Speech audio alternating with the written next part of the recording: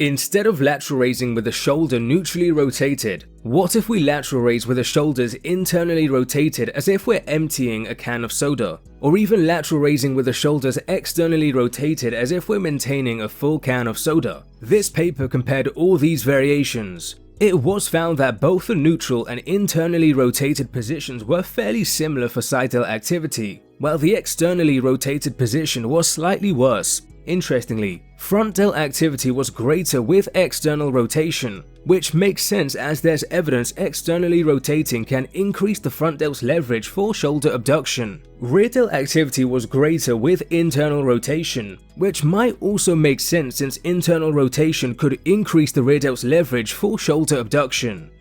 Upper trap activity was also slightly greater with internal rotation, which the authors suggest is due to internal rotation elevating the scapula more. These results are pretty intriguing, as they fundamentally suggest external rotation increases front delt recruitment while somewhat decreasing side delt involvement, whereas although internally rotating does increase rear delt activity and upper trap activity, it was still pretty similar to normal lateral raises for side delt activity.